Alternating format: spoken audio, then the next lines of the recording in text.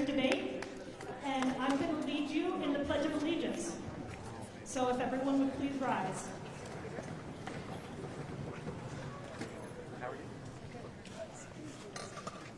I pledge allegiance to the flag of the United States of America and to the republic for which it stands, one nation, under God, indivisible, with liberty and justice for all. And now I'm going to turn it over to Elizabeth Payne, the president of the Progressive Caucus, and she will introduce our event.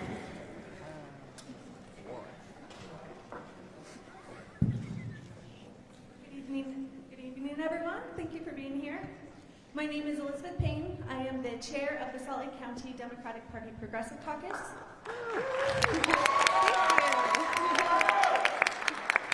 Our caucus has worked really hard tonight to put this event together for you. So I would first like to give a big thanks to our caucus secretary, Wendy Garvin, for spearheading this event tonight. Where did she go? She did a good job making this event come together. So I would also like to thank our candidates, Jenny, Shireen, Arlen, and Stone, all of our county caucuses who have contributed questions and volunteers, as well as the Alliance for a Better Utah and the League of Women Voters for their organizational support. I've also been asked to remind our audience of the state law and county constitution, which mandates how we choose a replacement for county offices. The state law outlines what happens when there is a vacancy in a county office like county mayor.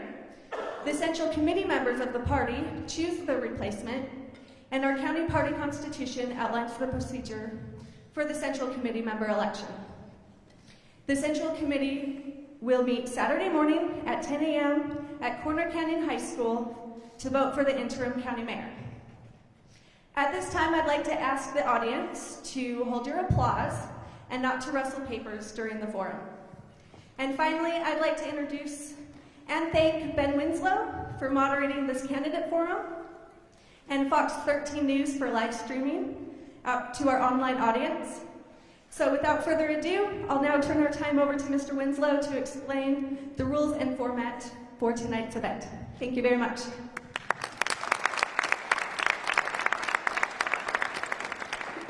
All right, thank you very much. I'm Fox13's Ben Winslow, and I'm glad you all could make it here tonight for this candidates debate.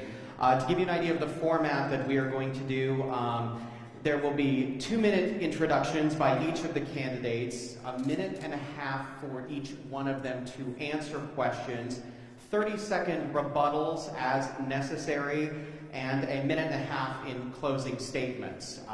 We have a timekeeper down here, so candidates, I would encourage you to pay attention to that. Don't mean to be a jerk or anything like that, but if you run long, we will cut your mic. So we have a lot of questions to get to tonight. We'd like to get a lot of answers. Committee members would like to hear from all of you on some very critical issues, as well as the public at large. Again, just another reminder to our audience. First of all, give yourselves a round of applause for being here, for showing up.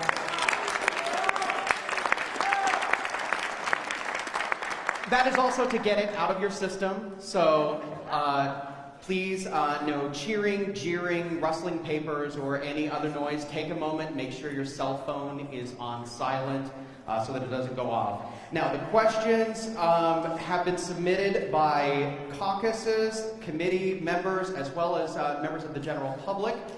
So let's get right to this debate. And in the order of introductions, we're going to begin with Jenny Wilson.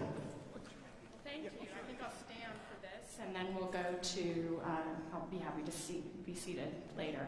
So thank you so much. It's an honor to be here, and I want to thank the Central Committee for attending and the folks that organized. This is a great opportunity to hear from each of us and to hear about our vision for the county. I want you to realize that the county is a very, very impactful county. Its reach is wide, and its programs really matter to people. I want you to think about the impact of a senior citizen who ends up going to a senior center just for lunch and happens to connect with someone. And I wanted to share with you that when my child was young, he experienced his first water slide at a county rec center. I chair an opioid task force, and I've listened to parents who have both lost children from that tragedy, from that horrible, horrible affliction in the community, and people who are coming to me saying, what more can you do? The county's reach is wide. I'm proud to be in my 10th year of service at Salt Lake County, where I've had a hand at some of the decision making around running those various facilities, supporting the arts. I have run countywide twice, and I have won twice. I actually was also on the ballot running against Mitt Romney, and I'm proud that I kept him under 50%, which was thank you.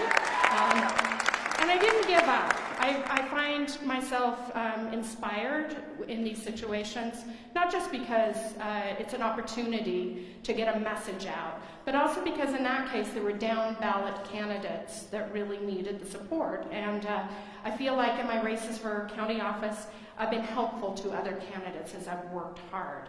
That's the commitment I make as I seek this office, not just now, but if I'm elected now, in a couple of years when I would run in the general election. Thank you for your time tonight, and thanks for being here. All right, thank you. Arlen Bradshaw is up next. Thank you, Ben.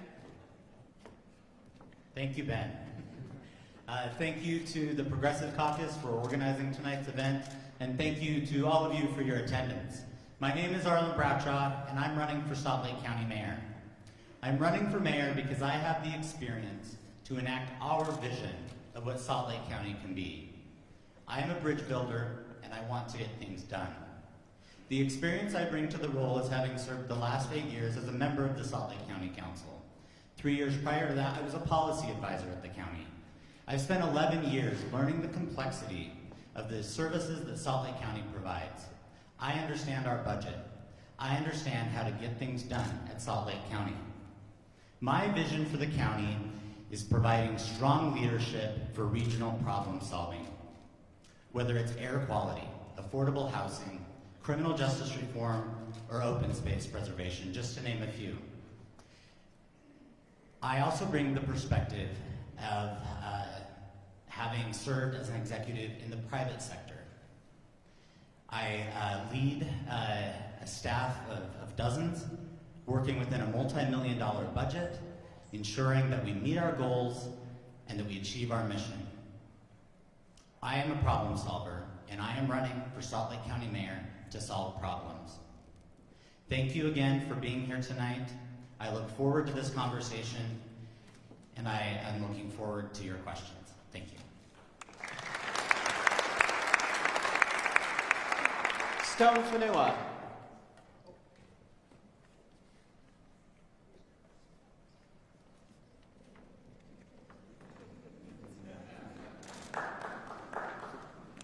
I want to thank you for letting me be on stage with them. So, my name is Stone Fanua, and there's a sign that goes with my name, and my campaign is audience participation. Aloha! Thank you. I'm a different candidate. There's rules for my candidacy that I take around. Rule number 1, don't do anything that hurt girls or women, or say anything that hurt girls or women. Don't blame others for what happens to you. Teach children. Don't blame the dog, they need the homework. And last of all, I want you to participate in this one. When somebody says, I love you, you tell them you love them more. I love you, Salt Lake Democrats, EC! Thank you. I'm a different candidate. I'm not the status quo. As a mayor, my job is to go out to all the agency, all the employees, and everybody to find out what is it that you guys need to get to work? What is it that we need to hire people to work for the county? So I come up with something called POF, Proof of Funding. Proof of funding doesn't need scores or anything. If the employees need a car, they're approved. They need a house, they're approved. Everything that they need, they're approved to help them come to work and give incentive to all the employees that will work for me. My job is to meet with my staff, the counselors, and also the deputy mayor. The deputy mayor will do most of the mayor stuff, the status quo. My job is to make sure everybody are funded and the programs. Thank you. Thank you very much, Shireen Brabani. Thank you so much. It's an absolute honor to be with you tonight. I'm standing here asking for the honor to be your next county mayor. And I'm standing here because of the experience that I had personally knocking on thousands of doors, or over 1,000 doors here in Salt Lake County. And the stories that I heard bring me to this stage today. We know that it is time to lead on big issues. I heard from those residents over and over again some real concerns, and I wasn't ready to stop going to work for them. What I heard was over and over this idea of challenges that we are facing around growth. Growth is absolutely the top issue that we are facing in Salt Lake County, and the added people that are coming our way. By 2050, an additional 500,000 residents will be living right here in the Valley, and that additional population is going to change every aspect of our lives. We already know that we are facing a housing shortage. We already know that the air that we breathe is dirty. We already know that our open spaces and our canyons are under threat. And we also know that right now, a kid born on the East Bench in Salt Lake City has life expectancy 10 years longer than a kid born in Glendale.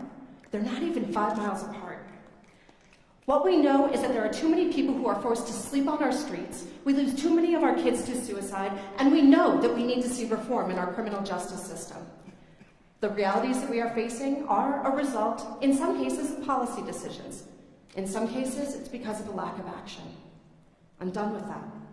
I'm ready to lead on inclusive growth, aggressive sustainability, and ensuring that we have a social safety net that works. And I'm looking forward to sharing my plans with you here tonight. Thanks. Thank you to all the candidates for your introductions. And now that we get to the questions, I'm going to remind the audience again, please hold your applause or responses so that we can get to as many questions as possible. The first question submitted is this. In many ways, the Salt Lake County government is the only real reflection of Democratic representation for most of the Salt Lake Valley. How are you prepared to act as a counterbalance to the supermajority in the Utah State Legislature? Arlen Bradshaw, you go first. It's important to understand that as Salt Lake County Mayor, you represent 1.2 million Utahns. The county mayor must speak up for the issues that are most important to the residents of our valley. Oftentimes that is counter to what the legislature is doing. I have the ability to disagree on policy without demeaning the other individual. While the county has many Democratic elected officials, and we've had 14 years of a Democratic mayor, 12 of those years we've had a Republican majority on the Salt Lake County Council. As county mayor, I have a strong relationship with those Republicans. I have partnered with the most conservative members of the county council to move forward progressive policy. And for the last 8 years, I have been the Democratic caucus's representative to the legislature, fighting for the issues that are most important to the residents of Salt Lake County. I will fight for Salt Lake County, whether it's for education funding, whether it's for our air quality, whether it's for any of the various issues that many of you have shared with me throughout the course of this campaign. The county mayor must be a voice and a counter to the legislature, but do so without burning bridges so that we can partner when we do agree. Shireen Brabani. One of the things that I found running in what is one of the most conservative districts that we have in the United States in my run for the 2nd Congressional District here in Utah is that we have an opportunity to build a lot of common ground. We do. We can find shared values and we can find ways to work in unique and different ways on some of the big challenges that we face. But I also know that as a Democrat in Utah, I'm tired of losing. I'm tired of losing on issues like air quality or decisions that were made around the inland port. And I will stand up and continue to advance the conversation and to push out our issues. And I've been doing it. You can look over the last year. I've written a dozen op-eds. I've published them over and over again, representing our values to the broader community. And then I take those and I use those on my social media, which I've also built a wide reach, so that people know what it is that we stand for as Utah Democrats and what we're going to fight for. So I'll continue to be out there making the argument and looking for ways to connect. Jenny Wilson. Well, I think that the success of the 2018 election sent a pretty big message to the state as a whole. It sent a big message to the legislature. We have more political capital than we have had in the past, and this mayor needs to spend that political capital. And what I have been successful at doing is at times speaking loudly, speaking forcefully. I've done it through, even a week ago, introducing a resolution at Salt Lake County that we do not want to see a delay on Medicaid expansion. And we do not want to see work requirements. And we do not want this broken administration in Washington, D.C. to hold up what the people's the will, that we stood up, we said, implement Medicaid now. It's important that the mayor knows how to use the bully pulpit, but also knows how to go in the room and negotiate. We are the creature of the legislature, our county government. We don't have regulatory authority. We have to build relationships. I'm proud that the minority leader of the Senate, Karen Main, has endorsed me, the minority leader of the House, Brian King. They've seen me work, as have dozens of local elected officials who have stood by me. They've seen my style. At times it's forceful. I'm the first to battle on our county council when need be, but I'm also willing to go in the room and negotiate solutions. That's how we continue to advance our policies and move political capital that we now have, and I want to do it collectively with the people in this room as well. Stone Fanua. Thank you. Okay, so like I said, I'm a different candidate. I'm not the status quo. You heard all the status quo. What will I do? I would have the conversation. I don't disagree with anybody. There is no bad question or answers. I would agree with them, but let's sit down and get it right. Everybody has their own way and their opinion of how to solve things. My job, like I said at the beginning, my job is to legislate and find funding for all the program that those has gone before me has put into place. I can make it better. I can bring in the money and I can bring in the funding and innovation. That's what we should be talking to our kids about. Innovate. How would you solve this problem? We're living at a time of school shooting, bad air, homeless, housing. Ask your children, how would you solve it? And let your children tell you. That's where it starts. It starts at home. And then you bring it to me, and I'll go legislate it for you. Thank you. All right, the next question. The waiting list for Section 8 housing assistance has been closed nearly 5 years. What resources would you use to address housing individuals experiencing homelessness in Salt Lake County? Shireen Gorbani, you go first. Affordable housing is absolutely one of the top issues that I hear over and over again as I've been talking to individuals across this county and to many of you. We know that there are sort of two big categories here. Affordable housing, so that's talking about Section 8 or low-income housing, and then the broader question of housing affordability. Starting first with affordable housing, we have to be ensuring that when we have new development in our community, that a certain percentage of that is that there's a commitment that that's available to individuals who need that low-income housing. This is a promise that's been made over and over and over again, and for individuals seeking that kind of support, they know that it's not there. So we have to work to expand access to permanent supportive housing, and there are pilot programs underway now, and there's more work that has to be done because it is a violation of human dignity that we cannot figure out how people aren't forced with the decision of sleeping on our streets. So we have to do more on affordable housing, and one thing that we can do is ensure that new development is a portion of that is dedicated to low-income housing.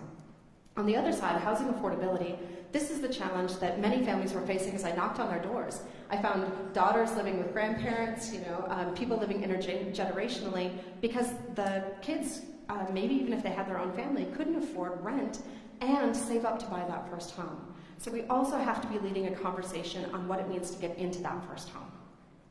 Thank you so much. Jenny Wilson? So I remember not long ago, on the campaign trail for the U.S. Senate, my staff and I went down to Pioneer Park on a service day where food was given out to homeless people and others in the community, and we were serving coffee. And I started up a conversation with two men. One was African American, one was a Caucasian man, and neither of them from Utah, but they'd been in the community for a long time. After a lengthy conversation, their question is still imprinted on my mind. How long can we wait? And the Section 8 delay is a federal problem, it's a state problem, it's a local problem. And I'll tell you, I serve, just today turned over the gavel to Mayor Silvestrini of Mill Creek on an organization called COG, Council of Governments. All the mayors come together, along with the cities of the first class in Salt Lake County. They come together with some council members and we meet and we come up with solutions. And there's still some hesitancy to build locally.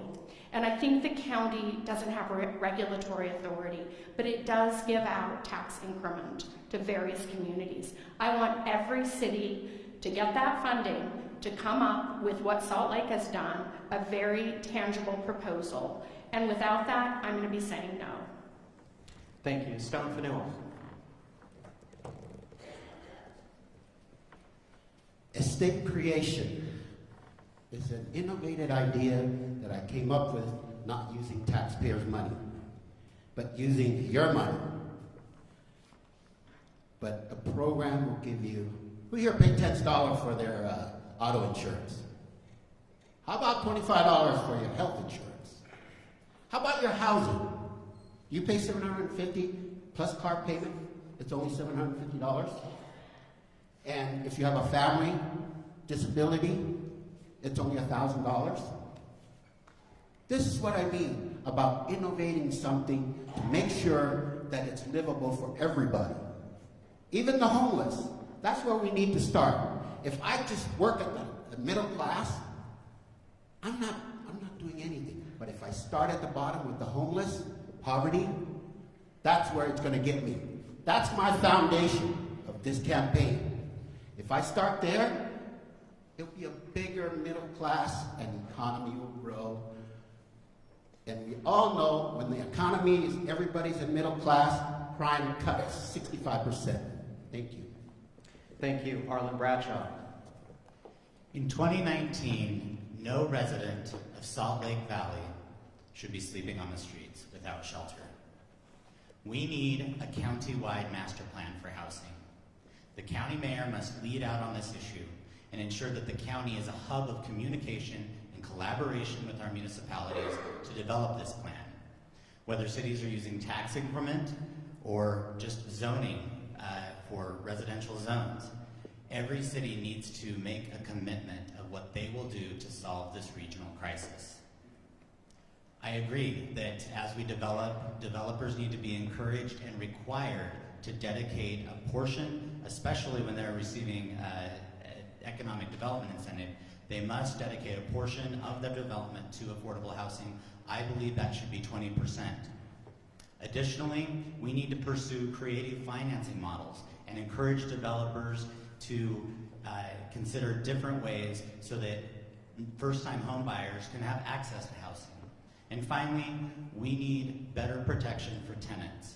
People should not be evicted for minor violations or minor delinquencies, and we should be able to help them stay in their homes. Thank you.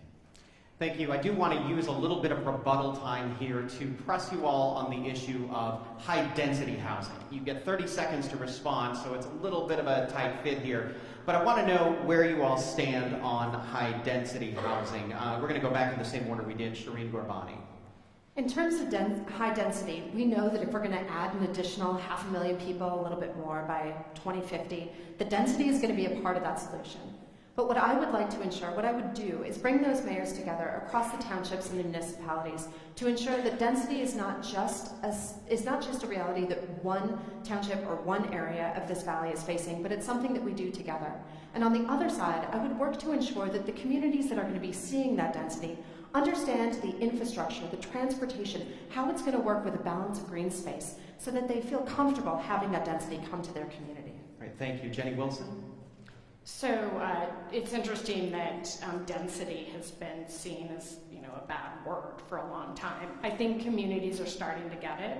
The county, again, doesn't have an ability to force it, frankly, but what the mayor can and should do is lead and connect and create, along with Wasatch Front Regional Council, our planning authority, the right framework for this. And I think that's where we can do more on this issue.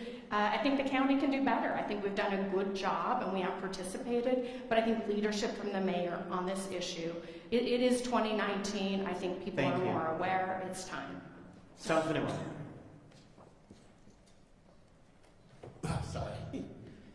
Every innovation, every program, it cannot be done without pilot the program. If we don't pilot the program, take all the red tapes and everything out of it, pilot them, and let it work out, who knows, in the future, we'll all be out of debt. Thank you. Arlen Bradshaw. We need a diversity in the types of housing across the entire valley. That's why I am proposing a countywide master plan for housing, because we must partner with the municipalities in order to do this, because they have the zoning authority. But strong leadership from the county mayor can help us identify the areas where density is most appropriate and ensure it has access to transit, amongst other things.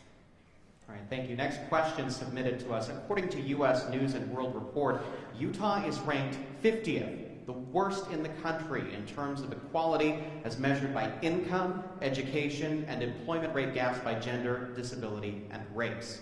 How can Salt Lake County improve economic opportunity for everyone and lead the state on this issue? Jenny Wilson. Well, I've been giving a lot of thought to this very issue. There's some vacancies at Salt Lake County right now on our economic development team. And I think we have to have a different paradigm going into 2019. And as your mayor, I'll be looking to hire our lead economic development specialist, somebody who really understands community development and how to create wealth in a community so our middle classes can rise. We have 18 cities now in this valley. We have 5 townships. And I think each city has such unique character. I represent all of these areas, and I know that the spirit in Kearns is different than the vision maybe on people in Sandy, and that we have diverse areas, but that we are better as a community when we build our economies based on community values. So I think that's very important. Those stats alarm me, and I'm frustrated that our governor, and I pray he doesn't do it again in the state of the state. I'm guessing he will. He will say, look how great things are. Look at our economy. It's on fire. Let's bottle it and sell it to the world. I heard it from my opponent, Mitt Romney, and I challenged him on that. A mayor needs to speak up. A mayor needs to fight for our communities and people in need. And if there's a person out there that's, carrying a larger burden, we need to fight to support that. Those are the values I take to this office. This is a #1 priority for me to get this right. Stone Vanilla. So the shutdown. It bothered me because it affects Salt Lake County. So I wrote an act called the Gridlock Act. Took it down to McAdams' office, told him, ASP, take it to Pelosi. This is what I do. What it gives them, I tell them, it will give you 15 of the Senate seat. I need it stopped. We gotta have empathy for people that are not getting paid for what they're doing. I fly, all of these, there's danger, it's coming.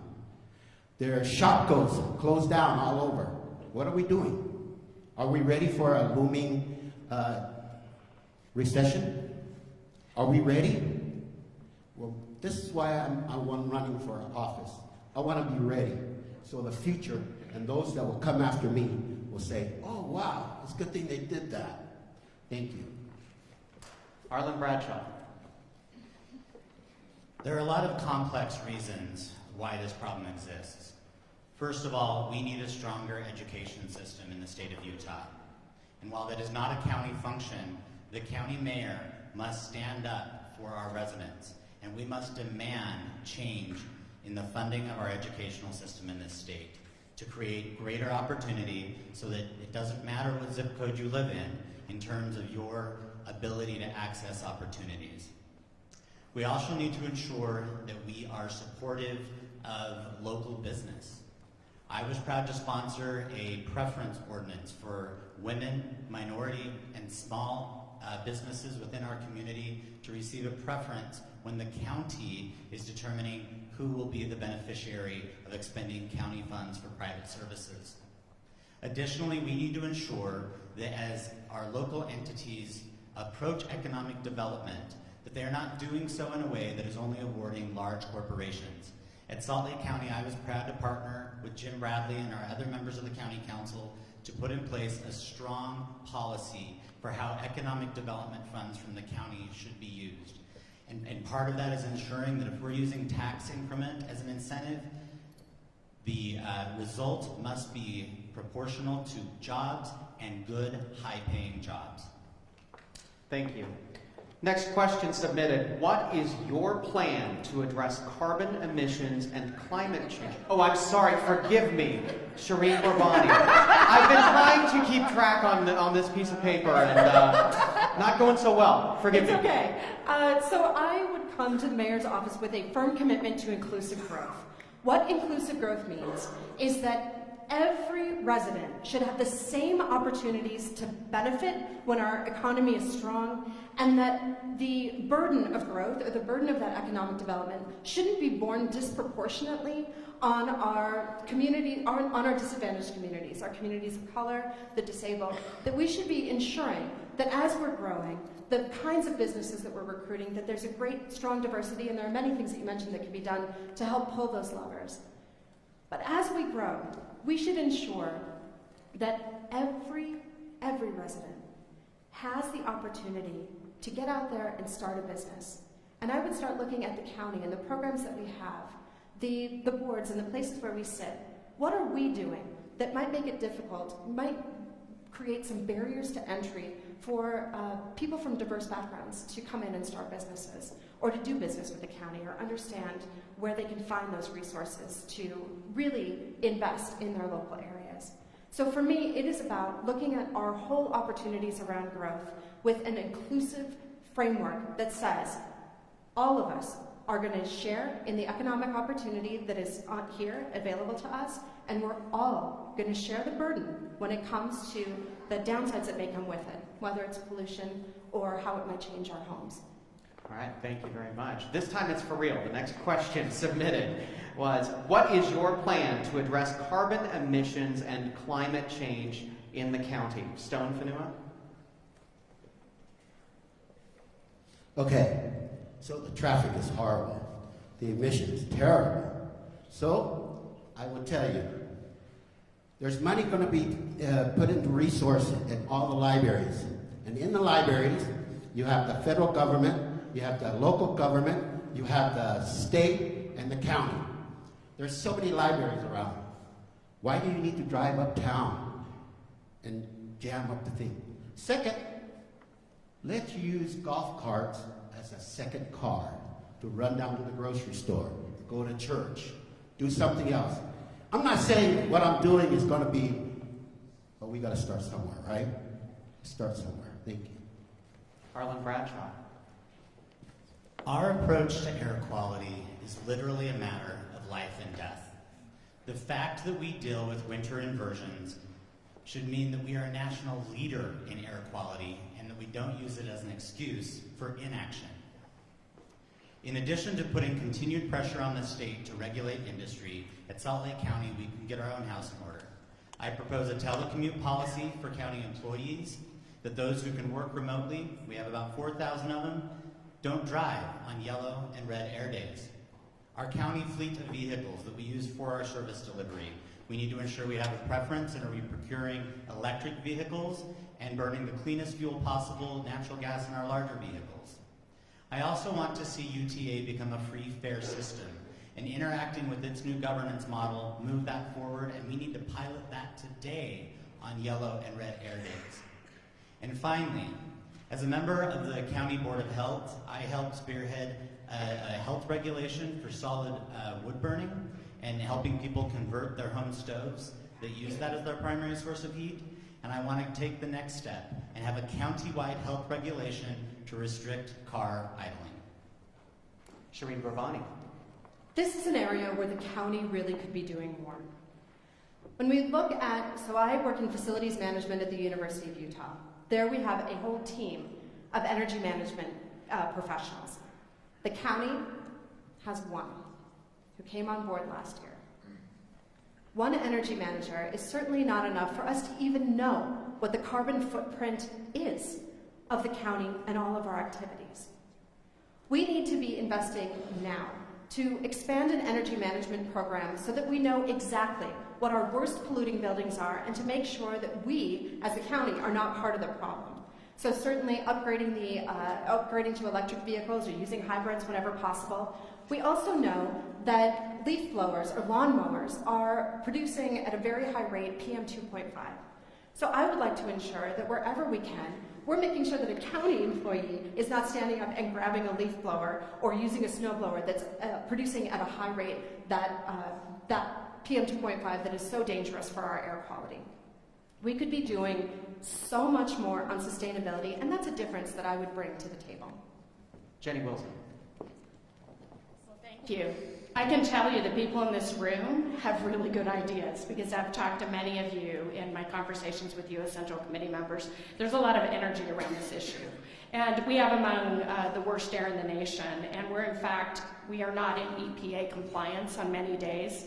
I'll tell you this, the Trump administration is rolling back tailpipe emissions. They're going to allow cars to be dirtier. That's out for public comment. We cannot allow that to happen in this community because I'll tell you, our state is not one that says, oh great, let's do more than the feds require. So my role on Wasatch Front Regional Council, I serve there now as a council member. As your mayor, I will continue in that role and my committee influence will be expanded. And I will continue to require any partners that we have stay at our current levels because Donald Trump is saying, it's okay, Utah, your air can get worse. That is not okay. I have a full plan. We can't really address everything that is out there, all the great ideas in just a few seconds, but I have a plan. You can pick up a copy on your way out tonight. It's on my website. There are many things we can do. The federal government, I'd like to advocate through Ben McAdams and other members of our delegation that we tax trucks that pass through. We levy a fee. Airplanes pollute. Our transportation system, the new port, we need to give parity to the negative externalities that we have given to economic development in this valley because we've got a diversified economy, we don't have a lot of land, and we have to take it. I do want to use a little bit of rebuttal time to ask you this question, kind of a follow-up question here. A lot of the cities in your county have proposed anti-idling ordinances. What, in 30 seconds or less, is your position on the idea of a county-wide anti-idling ordinance? We're going to go in the same order that we did before, starting with Stone Fanua. I drive a truck for my kids as they're in construction. Sometimes idling keeps you warm, cold days, but it's true. You should shut it down. I am for stopping idling. Thank you. Thank you. Arlen Bradshaw. Well, as I said in my previous answer, the way to do that, the only way really to do that is to pass a health regulation. That is the only way the county could do that on a county-wide basis. And by doing it that way, we also then have the resources of the county health department in terms of educating our public and actually having an enforcement mechanism to enforce the regulation. Thank you. Shireen Gorbani. So I also support the anti-idling efforts. I would support that countywide, but it's not enough. We know that our vehicles are 50% of the pollution that we breathe. So we have to be pushing aggressively on large-scale transportation so that people can opt out of their cars. And frankly, we should be doing more than that. We've seen cities do the anti-idling, but we've also seen them move. Salt Lake City and Cottonwood Heights have moved to 100% renewable energy. The county should have led on that. The county should be right there too. Thank you. Jenny Wilson. Well, no matter how this plays out, Arlen and I in 7-4 we're back at Salt Lake County. So I like the idea of the health care or the health department vehicle, so maybe we can look at that. My dad, Ted Wilson, is here, the former and initial director of UCare. He really impresses upon us the importance of the cold start and not in the morning letting our cars run for 10 minutes before we hop in them. The technology's there often with newer cars to do that, and I'd be remiss not to say that is one of the biggest problems. So if we can increase education on cold starts, it makes a huge impact. Thank you. The next question, what are your plans for both protecting and improving access to our canyons? Arlen Bradshaw, you're up first. As our valley continues to grow and become more dense, it is the county that is best positioned to mitigate the potential negative effects on our quality of life. I will ask the County Council to put an open space bond on the ballot in 2020. We had a successful effort in 2004. We had an open space bond then. We had an open space advisory committee that advised the county on preserving many open spaces throughout the valley. Corner Canyon, Yellow Fork Canyon, Rose Canyon, the Bonneville Shoreline Preserve, just to name a few. That bond will be paid off in the next few years, and it is time to double down on that effort. We need additional money for additional preservation, and we also need to ensure that part of that bond is used to expand access so that we have more trails and that our residents have multimodal options to recreate in our beautiful open spaces in our foothills and canyons. Thank you. Shireen Gorbani. I would also be fighting for the protections to those canyons and also really looking closely at access, making sure that we're not seeing a reduction in access. I do support an additional bond to make sure that we have the resources that we need so that those trails are managed, that they have the kind of infrastructure that they need so people can recreate safely in those areas.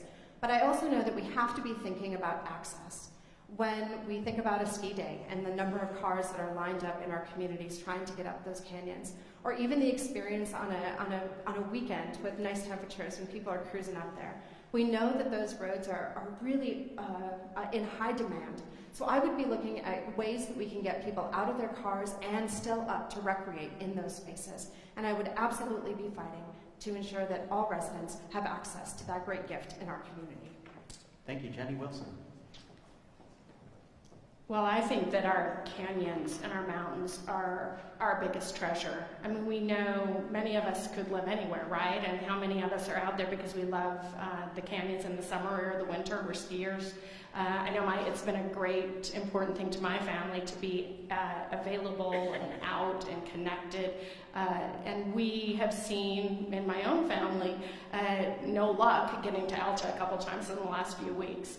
And I'm telling you, we've got to come up with short-term solutions. There are many, and there's some good ones.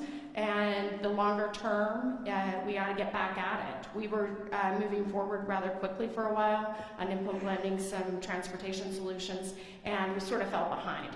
I want to address trails for a second. A couple years ago, I started to realize, because I am a hiker, that our trails were completely overrun. And the years that I lived in DC and I'd go out to the Blue Ridge or whatever, I always felt like it didn't feel like Utah because it was so crowded. Well, I'm feeling that again, and so are you. So I started to find clever ways to appropriate money to expand trails. One was our bond that the public passed recently with our rec bond. We put $1 million in for trails, and what we're doing is subsidizing the federal government's role because the federal government has failed. They're not funding the National Forest Service anymore, those trails. So we've stepped up. I want to continue that. We put a lot more money in, and I think we're making some progress. Thank you. Stone Fanua. There's already a status quo on all of this stuff that we're talking about.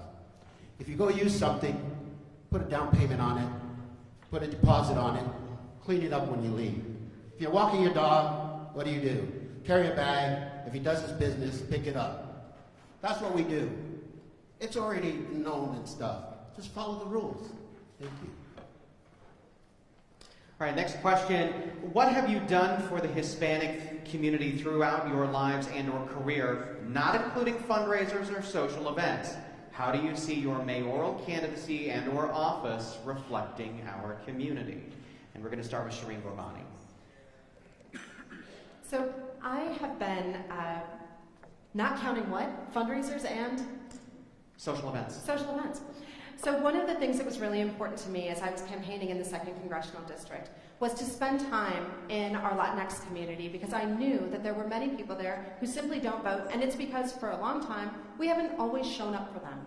So whether it's on issues of equal employment or thinking about the way their communities are policed, it's very important for me, it was very important for me, and it will continue to be important for me in 2020, to be out there, standing on those doorsteps, making those connections, and really working to understand the challenges that we face when we come from different backgrounds. I am the daughter of an immigrant, so I also understand what it's like to be a new American. To see my father get his own citizenship in 1983, I know that's a complicated and very difficult process, which is why I would also be supporting and was very happy to sit down with the Office of New Americans at the county and understand the work that they're doing to help residents become naturalized and become citizens. You would see that kind of continued commitment from me. It's not about just showing up in election years. It's not just showing up when you want the vote, but it's about listening and engaging and really spending that time developing relationships. I've been working over the last year to do it, and I'll continue to make that commitment. Thank you. Jenny Wilson. Well, I've been an advocate for the extension of DACA protections, and I've spoken up on that issue. And I've done that at Salt Lake County. I've done that as a candidate. I can't imagine the challenge in a community to feel that fear and to see the pathway of success for people almost ripped out of their hands, young people. And I just had the great opportunity in my campaign recently to engage with so many young people that are doing so well. And, you know, they crossed the border holding the hand of someone, not by choice, and they've done so well here. So I continue, as you are, to be horrified at what's happening at the federal level. I will continue to speak on this issue. I will continue to engage. Additionally, I want to see the SLCo Center rebuilt. And they have been plugging away at it. They need a boost. I want to be an advocate, see what we can do from Salt Lake County. If it's just an advocate for fundraising, I will do that. I believe strongly in the engagement of Salt Lake County. We have 2 offices that are kind of unique to our diverse communities, the Office of New Americans and the Office of Diversity. We can expand, and I sort of talked earlier about economic development, community development. It comes together. The vision I have for how that office will run really relates to our diverse populations, including the Latino community. Thank you. Stone Fanua. The issue on immigration. I wrote 7 steps. So if you want to know about it, write me your email and I'll send it to you. But on the final of you have a road to citizenship. Citizenship, that means gives you 5 years. The problem is with immigration, they don't have no funding to get all the 7 steps done. So I would fundraise for that. Make sure that they go to BCI, make sure they're not criminals, make sure they go to workforce, sign up, make sure they go to the driver's license, but before they go there, go get your EIN number. These 7 steps are really simple and easy for people to fund. The problem is there's no funding. So my proof of funding will help them in fundraising for that situation. Thank you. Thank you. Arlen Bradshaw. We each bring our own unique perspective to elected office, and I chose to run for public office because I wanted to see more diversity in our elected officials. I bring the perspective of being a member of a marginalized community. I also grew up in a farming community, working side by side migrant workers, and understood the challenges that they face. At Salt Lake County, when I was a new council member, I stood up to the state and stood with our diverse communities when there was a proposal to dissolve the state council on diversity. At Salt Lake County, we have incredible services where we serve refugees. And it is incredibly fulfilling to see when we can make connections, connect people with services, housing, and change lives. Our Office of New Americans has done an incredible job over the last year, helping people naturalize and become in compliance with their immigration status. And I also encourage strongly and was able to get Sherry Swenson, our county clerk, to continue providing election information in Spanish, even when we fell below the federal requirement to do so. Those are just a few examples of what I have done in public service and the types of things I will continue to do as county mayor. Thank you. We have time for one more question. I've been trying to keep track of the clock here, and so if we kind of do a lightning round here, we can get one more question in that was submitted here. How will you approach the possibility of the 2030 Winter Olympics? Do you see the Games as an opportunity for infrastructure development, as a mere celebration that we should embrace, or as a potential economic catastrophe? We're going to start with Jenny Wilson. Oh, wow.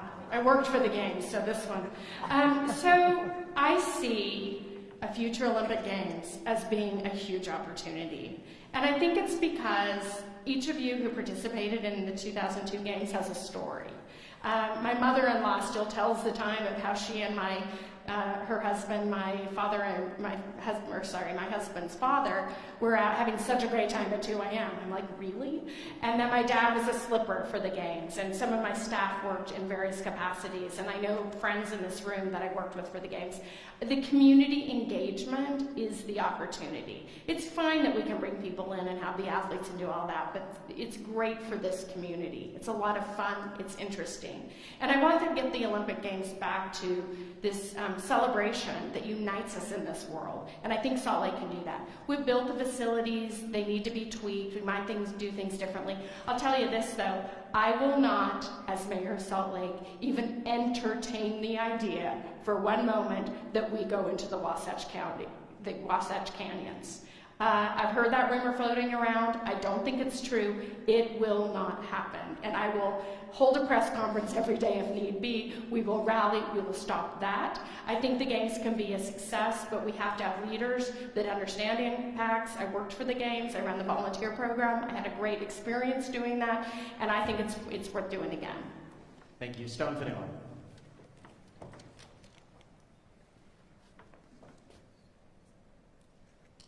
Diversity. The different countries that are going to come here. Is it worth it? Of course it is. Because we want our diversity. Will it help the hotel, the Ubers? Will it help the taxi? Will it help the airlines? If it helps all of these businesses and stuff, yeah, it's a good thing to have the Olympics. There's one more thing that I forgot to ask. I forgot to tell you. Small business is one of my big things. If you innovate, and if you're a small business, there's a $1 million bond that I have set up to fund so every small businesses, because the unemployment and everything else that's coming, we're going to lean on small businesses. Thank you. Thank you. Arlen Bradshaw. I do believe the Olympics provide a potential economic benefit. And I'm comforted by the fact that the cost to host them is greatly reduced by the good work that the Olympic Legacy Foundation has done in ensuring the maintenance of the venues that we used in 2002. But that's not to say that there aren't potential pitfalls that we need to be aware of. And particularly, we must have strong planning if the Olympics are going to return to ensure that the vulnerable in our community are not negatively impacted. We also need to ensure that we have strong transparency in the bid process. We all saw what happened when that was not the case, and I too support a moratorium on venues in the Cottonwood Canyons and will absolutely fight for that as county mayor. Thank you. Shireen Gorbani. You know, I can understand some of the trepidation around the Olympics. I also believe that the last poll that was taken of Utah said there were about 86% of us that supported it. What I know is that we can use this as an opportunity to pull some big levers on some of the challenges that we're facing. The build-out of tracks was a big part of the Olympics coming. Let's make sure that as we're doing, if we get the honor to do this again, that we're pushing the needle to ensure that we've got better east-west transit and especially better transit to our communities that are currently underserved. Let's think about the opportunity to build housing now that can continue to help us meet the needs for affordable or low-income housing that might be part of hosting those Olympics here. And I want that process to be very transparent and very inclusive. I think it is a great opportunity for community building. There could not be a better way to show off Salt Lake. But when we do this, I want to ensure that we are making really firm decisions on renewable energy, on clean energy, on doing this in a way that is absolutely as clean as possible. All right, thank you. Now we move to closing remarks. Don't sit down yet, because you are actually up first. Thank you so much for your time and attention. Thank you for everyone who made this event happen tonight. I'm glad that you've been able to see, I hope you've heard some real differences between the candidates here tonight. But what I'm going to ask you to do is to go dig a little further. Please go to our websites, compare the priorities that you see.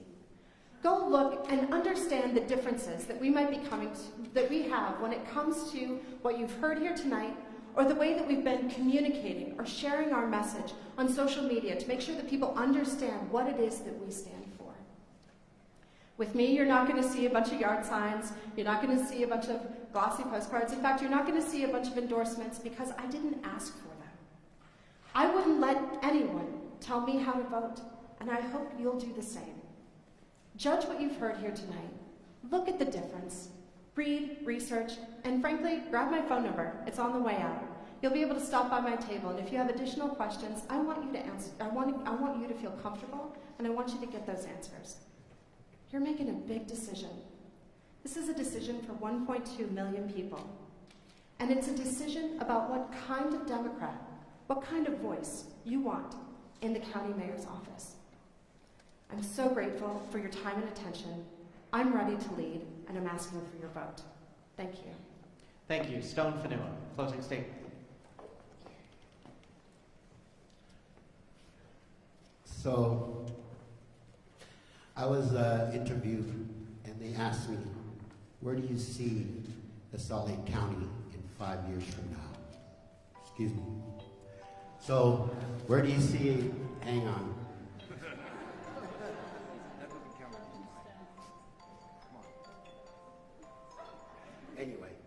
Anyway, where do you see the county 5 years from now? I said 5 years from now, everybody in the county will have better benefit. Everybody in the county will be more better and middle class. There'll be no more hurting financially. So, for my last request, no more homeless, no more housing, no more of that. Everything is going to be funded. That's my job. The job of my deputy mayor is the status quo. So I would like to end with Armstrong's song. As audience participation, I will start it and everybody will finish. If you can do it in 30 seconds. And I say to myself, everybody, what a wonderful world. Thank you. Thank you very much. Arlen Bradshaw, closing statement. Thank you again for your participation this evening and for taking the choice that you have very seriously. I ask you to remember as you contemplate for whom you will cast your ballot on Saturday that we are not choosing a candidate. We are choosing the next mayor of Salt Lake County. I am the best prepared to step into that role on day one. My experience, my demonstrated collaborative style, and my public service ensure that I am the most effective candidate to deliver on all of the policies we have talked about tonight. I have had the opportunity to visit with hundreds of you over the course of this campaign, and I have enjoyed your ideas and your questions, and I thank you for your commitment to our community.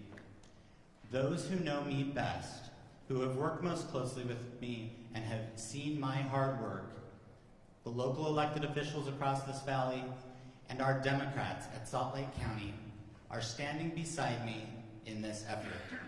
They know best the qualities that we need in a county mayor, and they know that I possess those qualities.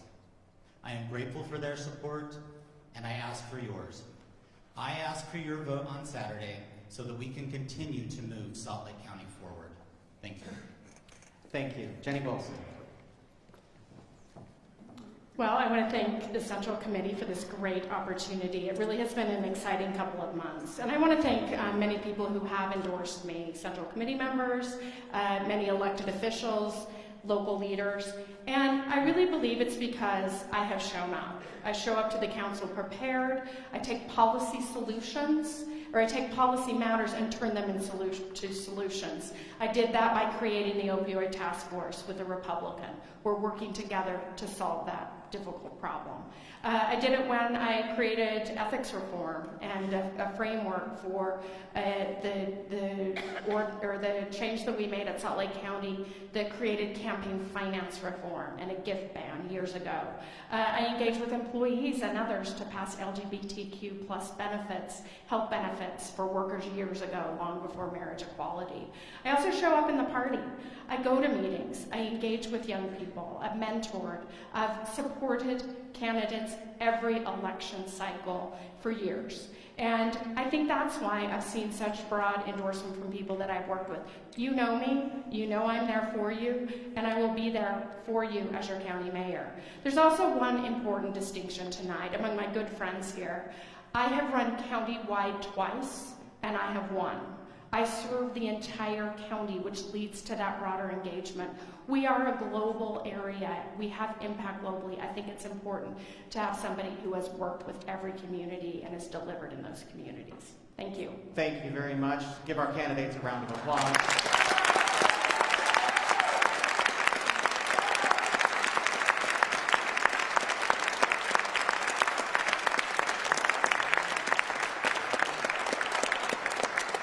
And thank you all for coming.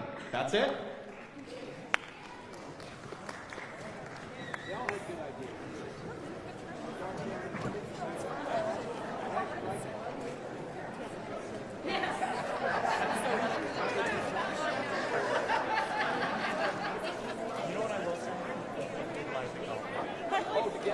All right, ladies and gentlemen, the candidates will be here for the next hour and a half outside in the foyer. You're welcome to go out and talk to them. I think they have some treats sitting out there on their tables.